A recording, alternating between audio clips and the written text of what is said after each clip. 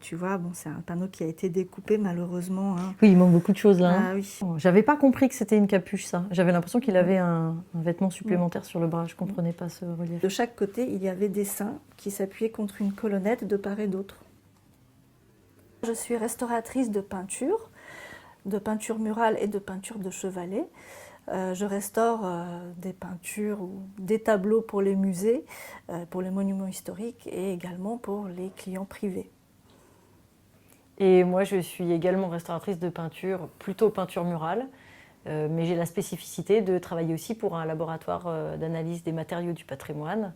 En octobre 2017, un client vient me voir avec une œuvre qui a toutes les caractéristiques d'un primitif italien, donc d'une œuvre du XIVe siècle, c'est-à-dire une peinture sur panneaux de bois, très richement décorée, sculptée, dorée, qui fait à peu près 60 cm de hauteur sur 30 cm de large, qui a une forme de panneau surmonté d'un fronton triangulaire, très richement décoré. Donc il y a des colonnettes sur les côtés.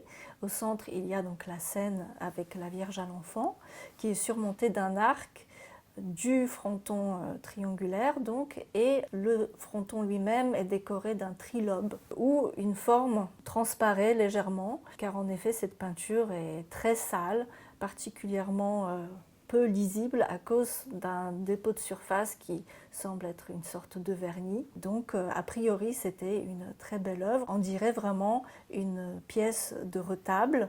C'est ce qu'on peut présupposer à cause des caractéristiques générales de l'œuvre, mais l'observation précise de la couche picturale n'est pas possible à cause de l'état de saleté et cette espèce de vieux vernis très très sombre qui cache la peinture. Alors donc la première des choses qu'on fait quand on reçoit une peinture à l'atelier, c'est de regarder son état de conservation, c'est-à-dire voir s'il y a des morceaux qui bougent, des écailles qui sont prêtes à tomber. Donc là, on a observé les craquelures. Il y avait différents types de craquelures, des craquelures typiques, on va dire, des peintures sur bois, c'est-à-dire des craquelures horizontales, perpendiculaires au fil du bois.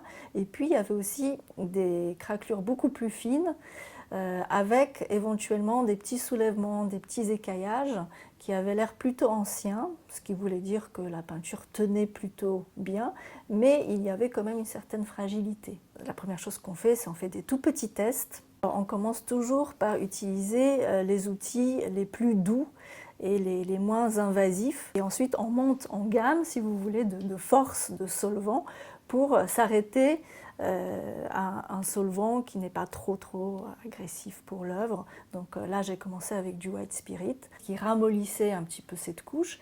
Et ensuite, donc, tous ces amas, j'ai dû les éliminer au scalpel. Tous ces tests ont été faits sous microscope binoculaire pour justement limiter la surface de test au cas où on irait trop loin dans ces essais. Et finalement, donc, je suis arrivée sur une couche picturale très claire, où on voyait aussi le style de la mise en œuvre, c'est-à-dire les petits coups de pinceau, etc. On a pu observer une technique qui aurait pu correspondre aux descriptions de Cennino Cennini dans son traité. J'ai consulté d'ailleurs une spécialiste, une collègue restauratrice qui travaille pour le Louvre et qui est vraiment spécialisée dans la restauration des primitifs italiens, Rosaria Motta. On a essayé d'observer vraiment toutes les craquelures également pour voir si elles étaient conformes à ce qu'on pouvait voir sur des panneaux du Louvre ou non. Et puis on s'est aussi reposé sur la forme des poinçons. Les auréoles des saints et donc de la Vierge de l'Enfant étaient souvent décorées avec des poinçons qui sont des petits motifs imprimés avec un petit poinçon martelé en forme d'étoile, en forme de petits ronds, etc. Et donc toutes ces formes de poinçons de l'époque du XIVe siècle sont répertoriées. Et on peut consulter ce répertoire et on a trouvé qu'il y avait un poinçon qui ne correspondait pas tout à fait à ce qui était répertorié. La peinture était très sensible à l'eau, alors que quand même les peintures des primitifs italiens, donc c'est des peintures à l'œuf, c'est-à-dire que le liant c'est une émulsion où il y a quand même un petit peu d'huile, donc c'est un peu plus résistant, ça devrait être un peu plus résistant. Là ça paraissait vraiment très fragile, la couche picturale était très fine et ça allait un peu dans le sens d'une technique pas très bien maîtrisée. Et donc il y avait plusieurs éléments qui nous mettaient un peu la puce à l'oreille et qui nous mettaient dans le doute par rapport à l'authenticité de cette œuvre. C'est pour ça que pour avoir une réponse définitive, on a voulu faire une analyse de laboratoire spécialisé dans le patrimoine, pour pouvoir cette fois-ci avoir une vraie réponse solide, scientifique. Donc, Epitopos, c'est un laboratoire d'analyse dédié aux œuvres patrimoniales, donc à l'analyse des matériaux du patrimoine. C'est une structure privée, mais qui est née à partir du CRIT Matériaux Alsace et qu'on a cofondé en 2011-2012 autour de gens, d'acteurs du patrimoine. Donc j'en fais partie en étant restauratrice. Mon collègue est géologue, donc le gérant du laboratoire est géologue. Et on a monté cette structure en sachant quels étaient les besoins d'analyse patrimoniale sur site, davantage qu'en musée. Puisqu'en musée, les musées sont déjà équipés de laboratoires, ou en tout cas bien entourés de laboratoires nationaux. Et nous, on avait envie de répondre à une question spécifique de besoins de terrain. Donc c'est un peu le fer de lance de ce laboratoire aujourd'hui, c'est le laboratoire mobile, c'est le déplacement du laboratoire sur les œuvres et non l'inverse. On a prélevé un tout petit échantillon, donc il s'agit de faire une toute petite incision au scalpel pour prélever à peu près 1 mm² de matière. Et la difficulté, c'est de prélever avec toutes les couches pour avoir toute la stratigraphie, c'est-à-dire la première couche de préparation, la deuxième couche de préparation, ensuite donc les couches de peinture ou la dorure. Lorsqu'on reçoit l'échantillon de Gabriella, elle envoie avec cet échantillon un contexte de prélèvement, des photos qui nous indiquent le type d'objet et puis le lieu et la nature des matériaux au sein desquels elle a fait son prélèvement. Et elle nous indique sa question. Là, elle avait des doutes sur l'authenticité de l'œuvre sur laquelle elle travaillait, donc elle nous a posé concrètement la question de savoir si il pouvait s'agir vraiment d'une œuvre du XIVe siècle ou non. Elle est passée par les circuits privés, les marchands, et ce sont souvent des œuvres qui sont très remaniées, très repeintes, retouchées. À chaque fois qu'il y a une vente, les œuvres qui passent par le circuit privé sont revernies pour leur donner un petit éclat supplémentaire. Donc voilà, il fallait quand même examiner et puis commencer déjà le nettoyage pour savoir ce qu'il y avait en dessous. Face à une question de datation comme ça, on est obligé de se référer aux pigments, puisque ce sont les seuls matériaux au sein de l'œuvre qui peuvent nous donner des points de datation et qui peuvent servir d'éléments marquant la date d'utilisation, puisqu'il n'y a pas eu tous les pigments au cours de toute l'histoire de la création. On l'a d'abord observé sous loupe binoculaire, ce qui permet de voir le dessus, le dessous, confirmer qu'on sait bien où se trouve le dessus du dessous, parce que ça peut paraître anodin, mais nous on est en bout de chaîne, on n'a pas l'œuvre à côté de nous. Donc, le fragment est vraiment très petit, donc il faut être très attentif à l'ordre dans lequel se trouvent les couches colorées.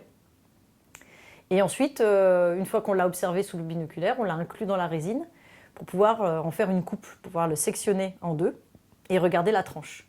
La résine permet ça. Donc le fragment est ensuite poli, ce qui permet de le regarder au microscope électronique à balayage. Donc là, cette fois, on a un grossissement bien plus important qu'avec une simple loupe binoculaire. Et on peut déjà commencer à observer le faciès des grains, le nombre de strates, leur couleur, leur agencement, s'il y a des choses un peu étonnantes au milieu, la conformation des couches les unes par rapport aux autres. Et ensuite, une fois qu'on a toutes ces informations-là, on passe le fragment au microscope électronique à balayage équipé d'une sonde analytique EDS, ce qui permet d'observer à un niveau de grossissement encore plus important, puisque là, on est de l'ordre du nanomètre. Et on peut, en plus, grâce à la sonde analytique, aller faire une analyse élémentaire des matériaux qu'on trouve dans cette coupe. Les éléments qui vont être des éléments qu'on trouve dans le tableau périodique des éléments vont nous permettre de déduire quel type de pigments ont été utilisés. Et donc à partir de là, on peut commencer à se poser de la question de savoir si les pigments qu'on retrouve sont des pigments qui peuvent être du XIVe siècle ou non.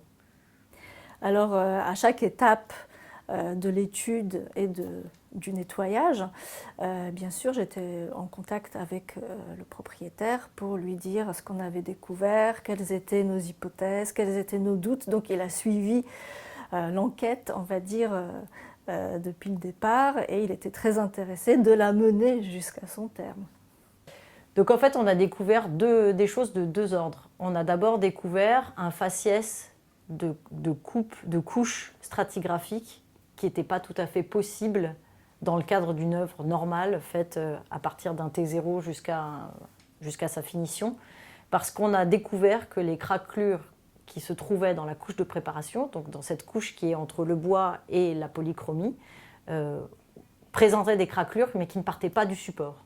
Or, les craquelures dans les œuvres d'art démarrent du support, parce que c'est le mouvement du support qui crée les tensions dans la matière picturale, et s'ouvrent vers le ciel, vers le haut.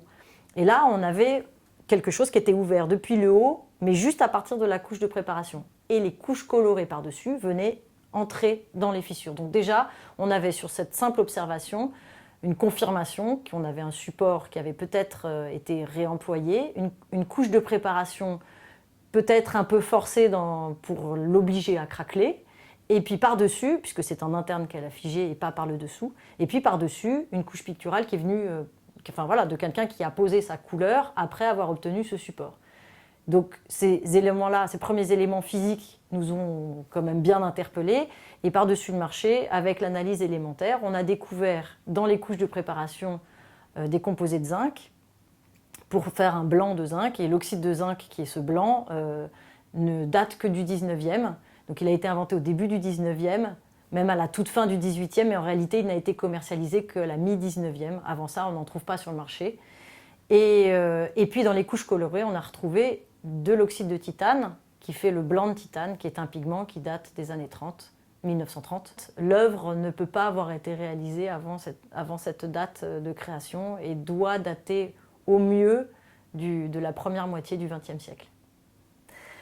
Alors le propriétaire a accepté bien sûr notre analyse de la situation, et puis il s'est quand même retrouvé avec une très belle œuvre, joliment restaurée, nettoyée, avec probablement une partie originale, puisque on suppose que le panneau de bois sur lequel a été peinte la fausse Madone, entre guillemets. Donc le panneau, lui, il était probablement du XIVe siècle. Il s'agit d'un peintre 20e, mais tout de même qui avait une belle technique de faussaire.